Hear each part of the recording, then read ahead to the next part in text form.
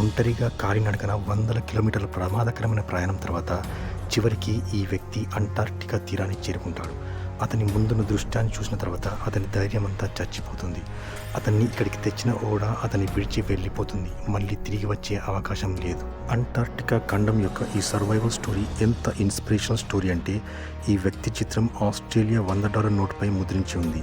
ఇంకా ఈ స్టోరీలో అంటార్క్టికా ఖండం ఎందుకు ఖాళీగా ఉంది మరియు ఇక్కడ ఎవరు ఎందుకు నివసించడం లేదు అనే దాని గురించి కూడా మీకు తెలుస్తుంది. గ్లోబల్ చాట్స్ తెలుగు ప్రేక్షకులకి స్వాగతం.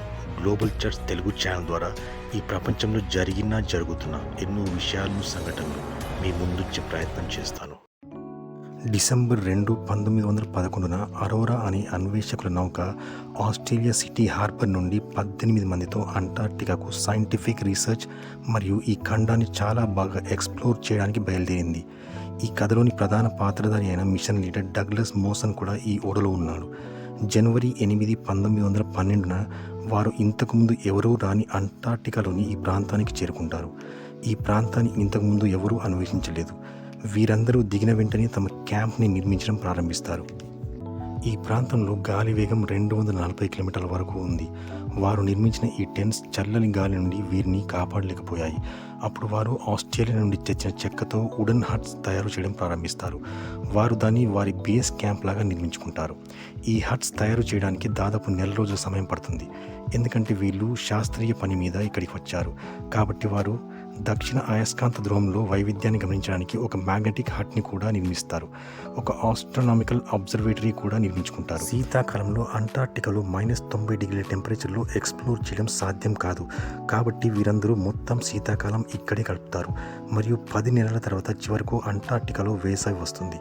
దీంతో వీరంతా అంటార్క్టికా లోపలి ప్రాంతాలను ఎక్స్ప్లోర్ చేయడానికి సులువు అవుతుంది. 3 ఎక్స్ప్లోరేషన్ పార్టీస్ రెడీ అవుతాయి. వెస్టర్న్ పార్టీ సైంటిఫిక్ రీసెర్చ్ కోసం వీరు అక్కడి నుండి వెస్ట్ వైపుకు వెళ్లాల్సి ఉంటుంది. సదర్న్ పార్టీ మ్యాగ్నెటిక్ సర్వే కొరకు వారు అక్కడి నుండి సౌత్కి వెళ్లాల్సి ఉంటుంది. ఈ 2 పార్టీలు కూడా బేస్ క్యాంప్ నుంచి ఎక్కువ దూరం వెళ్లాల్సిన అవసరం లేదు. మూడవది ఫార్ ఈస్టర్న్ పార్టీ. వీరు అంటార్క్టికాలోని లోపలి ప్రాంతాల వరకు వెళ్ళి ఆ ప్రాంతాలను మ్యాప్ చేయాల్సి వస్తుంది. వీరి టార్గెట్ బేస్ క్యాంప్ నుండి 600 మైళ్ళ దూరం వరకు ప్రయాణించి కొత్త ప్రాంతాలను కనుగొనాలి. ఈ ఫార్ ఈస్టర్న్ పార్టీలో 3 వ్యక్తులు ఉన్నారు. దీని లీడర్ అయిన డగ్లస్ మోసన్, అతనికి 32 సంవత్సరాలు మరియు గతంలో అంటార్క్టికా ఖండానికి వచ్చిన అనుభవం ఉంది. రెండవది జేవియర్ మర్న్స్, అతనికి 30 సంవత్సరాల వయసు మరియు స్విట్జర్లాండ్లోని స్కీ ఛాంపియన్. మూడవది బెల్గ్రేవ్ నినీస్, అతను 23 ఏళ్ల బ్రిటిష్ ఆర్మీ ఆఫీసర్. ఇంకా 12 స్నో డాగ్స్, వారితో పాటు సామాను నిండి ఉన్న స్లెడ్జెస్ని లాక్కెళ్ళడానికి. వీరు 3 స్లెడ్జెస్లో బయలుదేరుతారు. వారితో పాటు అవసరమైన అన్ని వస్తువులు, టెంట్, చాలా నెలల వరకు సరిపోయే ఆహారం మరియు డాగ్ ఫుడ్ కూడా ఉంటాయి. నవంబర్ 10, 1912 ఈ బృందం తమ ప్రయాణాన్ని ప్రారంభించింది. ఈ స్నో డాగ్స్ చాలా పవర్ఫుల్ మరియు వెల్ ట్రైన్డ్ అయినప్పటికీ వాటికి ఎప్పుడూ దారిలో ఎవరైనా గైడ్ చేయాల్సిన అవసరం ఉంటుంది. కాబట్టి వాళ్ళు కూడా తాళ సాయంతో స్లెడ్జెస్ని కట్టుకొని వాటితో పాటు పరిగెత్తుతూ ప్రయాణం ప్రారంభిస్తారు. వారి ప్రయాణం ముందుకు సాగుతున్న కొద్దీ దారి అధ్వాన్నంగా మారడం ప్రారంభించింది. ఇంకా ముందు గ్లేసియర్స్ మరియు కఠినమైన దారుల గుండా వీరు వెళ్లాల్సిన అవసరం ఉంటుంది. మరియు ఈ వంకలు తిరిగిన నదుల లాంటి దారి నుండి వెళ్ళడం చాలా సవాల్తో కూడుకున్న పని. కొన్ని చోట్ల స్లెడ్జెస్ని పైకి ఎత్తి తీసుకురావాల్సి వచ్చింది. ప్రయాణంలో ఇంకా ఇప్పటి వరకు వారికి ఏ సమస్య రాలేదు, కానీ సమస్యలు ఇప్పుడు మొదలయ్యాయి. ఈ ప్రయాణంలో 3 వారాల తర్వాత వారికి మంచు తుఫాను ఎదురవుతుంది మరియు స్నో బ్లైండ్నెస్ లాంటి సమస్యలు వస్తాయి. సూర్యుని యూవీ కిరణాలు మంచుపై పడి మన కళ్ళలో పడినప్పుడు స్నో బ్లైండ్నెస్ మొదలవుతుంది. లక్కీగా వారి దగ్గర ఈ సమస్యకు ఒక సొల్యూషన్ ఉంది. వారి దగ్గర ఉన్న మిక్స్చర్ని కళ్ళలో వేసినప్పుడు అది సెట్ అయిపోతుంది. ఒక చోట తుఫాను గాలు బీభత్సంగా వీచాయి. ఆ కారణంగా వాళ్ళు ఆ చోట 3 రోజులు ఉండిపోవాల్సి వస్తుంది. వారు తెచ్చుకున్న సామాగ్రి ఉపయోగించడం వల్ల ఒక స్లెడ్జ్ దాదాపు ఖాళీ అవుతుంది. వారు దాంట్లో మిగిలి ఉన్న కొన్ని వస్తువులను వేరే స్లెడ్జ్ పైకి మార్చి వారి ప్రయాణాన్ని కొనసాగిస్తారు. వీరి ఎక్స్పెడిషన్ స్టార్ట్ అయి 35 రోజులు గడిచాయి.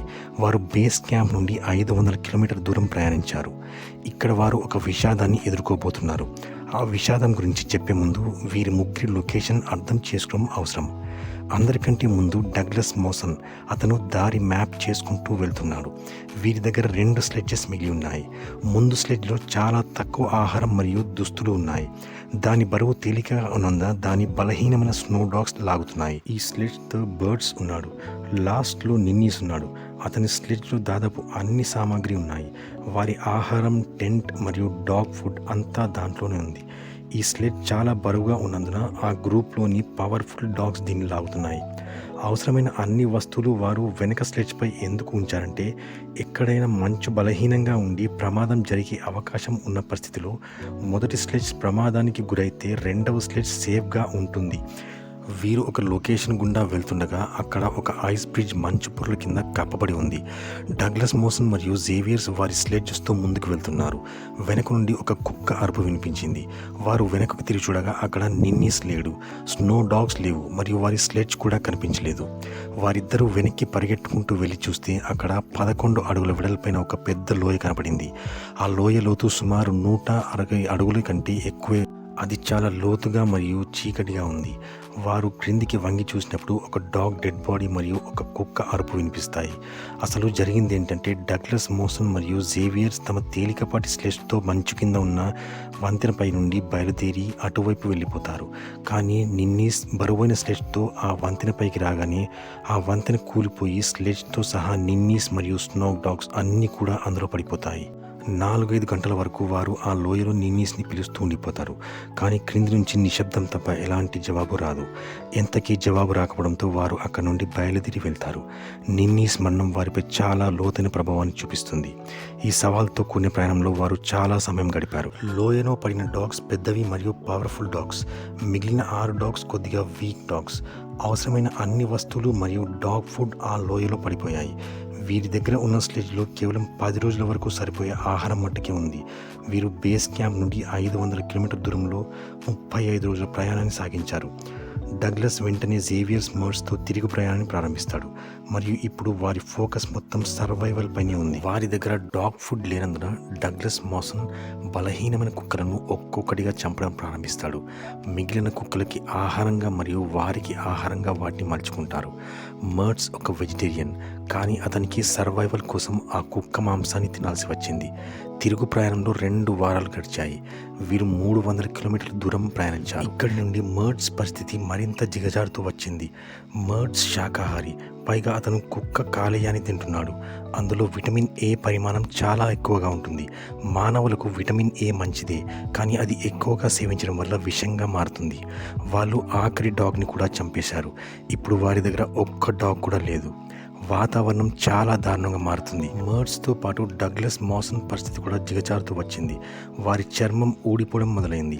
శరీరం అంతా ఫ్రాస్ట్ బైట్స్తో నిండిపోయింది. మర్డ్స్ ఎంత బలహీనంగా అయిపోయాడంటే అతనికి నడవడం కూడా సాధ్యమవడం లేదు. అయితే వారు అక్కడే టెంట్ వేసుకుంటారు. మర్డ్స్ పరిస్థితి చాలా దారుణంగా మారుతుంది. అతను స్లీపింగ్ బ్యాగ్ నుండి బయటకు రాలేకపోతున్నాడు. అతనికి ఫిట్స్ కూడా రావడం మొదలైంది. డగ్లస్ మోసన్ పడుకుని లేచేలోపు మర్డ్స్ చనిపోయి ఉంటాడు. ఇప్పుడు డగ్లస్ మోసన్ పూర్తిగా ఒంటరివాడైపోయాడు. మర్డ్స్ని అక్కడే మంచులో పాతిపెట్టి అంత్యక్రియలు చేస్తాడు.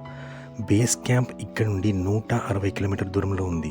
అతను అక్కడికి చేరుకునే అవకాశాలు చాలా తక్కువ. అతను స్లెడ్జ్ని చిన్నదిగా చేసుకుని దాని మీద అవసరమైన వస్తువులను పెట్టుకుని అక్కడి నుండి అతని ప్రయాణాన్ని ప్రారంభిస్తాడు. ఆ మంచులో నడిచి నడిచి అతని కాళ్ళు ఎంతగా దెబ్బతిన్నాయంటే అతను నడవడం కూడా సాధ్యమవడం లేదు. అతని షూస్ తీసి చూడగా అతని కాలి చర్మం కూడా ఊడిపోతుంది. కానీ డగ్లస్ మోసన్ ఓటమిని అంగీకరించకుండా ముందుకు ప్రయాణాన్ని సాగిస్తాడు. దురదృష్టవశాత్తు తిరిగి వెళ్లే మార్గంలో రఫ్ ఏరియా మరియు ఎత్తైన ప్రదేశాలు ఉన్నాయి. డగ్లస్ మోసన్ ఏదో లోయలో పడి తను కూడా చనిపోయే అవకాశం ఉందని మెంటలీ ప్రిపేర్ అయిపోతాడు. అతను అనుకున్నట్టే అతను ఒక లోయలో పడిపోతాడు. కానీ అతని స్లెడ్జ్ పైన ఇరుక్కుపోవడంతో అతను తాడు సహాయంతో వేలాడతాడు. ఆ సమయంలో డగ్లస్ మోసన్ ఇది నా ముగింపు అనుకుంటాడు. ఇప్పుడు ఆ స్లెడ్జ్ పైనుండి పడి నేను ఈ లోయలో కింద పడిపోతాను అని అనుకుంటాడు. కానీ అతను అనుకున్నట్టు స్లెడ్జ్ కింద పడదు. డగ్లస్ మోసన్ తనను తాను ఆ తాడు సహాయంతో పైకి వచ్చే అంత శక్తి అతని శరీరంలో లేదు. అయినా కూడా అతను ప్రయత్నిస్తాడు. చాలా కష్టంతో అతను పైకి చేరుకుంటాడు. అంతలో అతను పట్టుకున్న మంచు ముక్క విరిగి మళ్ళీ లోపలికి పడిపోతాడు. ఇప్పుడు పైకి వచ్చే శక్తి కూడా లేదు. కానీ విధి అతనికి మళ్ళీ ఒక అవకాశం ఇస్తుంది. అతను మళ్ళీ కష్టపడి పై వరకు వచ్చి అందులో నుంచి బయటపడతాడు. రోజు రోజుకి అతని పరిస్థితి బలహీనపడుతుంది. ఈ భయంకరమైన చలి కారణంగా చేతిపై చర్మం ఊడిపోతుంది, అతని జుట్టు ఊడిపోతుంది మరియు అతని గోర్లు కూడా ఊడిపోసాగాయి. అందులో ఇప్పుడు ఆహారం మొత్తానికి అయిపోయింది. అతని అదృష్టవశాత్తు కొద్ది దూరంలో అతనికి ఏదో కనపడుతుంది. ఒక సర్చ్ పార్టీ స్నో బ్లాక్పై కొంత ఆహారాన్ని వదిలి వెళ్ళారు.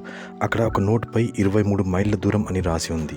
అక్కడి నుండి 3 రోజులు నడిచిన తర్వాత అతను ఆహారం మరియు సామాగ్రిని వదిలిపెట్టి వారి పాత కేవ్ దగ్గరికి చేరుకుంటాడు. అంతలో అక్కడ వాతావరణం చాలా దారుణంగా మారుతుంది. అతను అక్కడే 6 రోజులు ఉండాల్సి వస్తుంది. బేస్ క్యాంప్ నుంచి ఇంకా కొన్ని మైళ్ళ దూరం మాత్రమే ఉంది. అతను ఏదో విధంగా అక్కడికి చేరుకుంటాడు. బేస్ క్యాంప్కి చేరుకున్న తర్వాత ఆ దృశ్యాన్ని చూసి అతని ఆశలన్నీ అడియాసలైపోతాయి. అతను అరోరా షిప్ ఆ ఖండం నుంచి చాలా దూరంగా వెళ్తున్నట్టు చూస్తాడు. కొన్ని గంటల ఆలస్యం కారణంగా అతను దాన్ని మిస్ అయిపోతాడు. ఆ షిప్కి మెసేజ్ పంపబడింది, కానీ ఆ షిప్ మళ్ళీ తిరిగి రావడానికి అసాధ్యం. ఎందుకంటే వింటర్ స్టార్ట్ అయిన కారణంగా ఆ షిప్ చిక్కుకుపోయే అవకాశం ఉంది. డగ్లస్ మోసన్ ఈ కాంటినెంట్పై ఇంకో సంవత్సరం గడపాల్సి ఉంది, మళ్ళీ అరోరా షిప్ సమ్మర్లో వచ్చేదాకా. 5 రెస్క్యూ మెంబర్స్ని మిస్సింగ్ సర్చ్ పార్టీ కోసం వదిలి వెళ్ళారు. వీరంతా ఇంకో సంవత్సరం ఈ భయంకరమైన మంచుఖండంపై గడపడానికి రెడీ అయిపోతారు. ఎక్కడైతే నిన్నీస్ చనిపోయాడో అక్కడ గ్లేషియర్ పేరు నిన్నీస్ గ్లేషియర్ అని పెట్టారు. ఏ లొకేషన్లో అయితే మర్స్ చనిపోయాడో అక్కడ గ్లేషియర్ పేరు మర్స్ అని పెట్టారు. డగ్లస్ మాసన్ చూపించిన అతని ధైర్యానికి మరియు సైంటిఫిక్ రీసెర్చ్ కంట్రిబ్యూషన్ కారణంగా అతని చిత్రం ఆస్ట్రేలియా యొక్క $100 నోట్పై ఉంటుంది. అంతేకాకుండా ఆస్ట్రేలియాలోని చాలా లొకేషన్స్కి ఇతని పేరు పెట్టారు.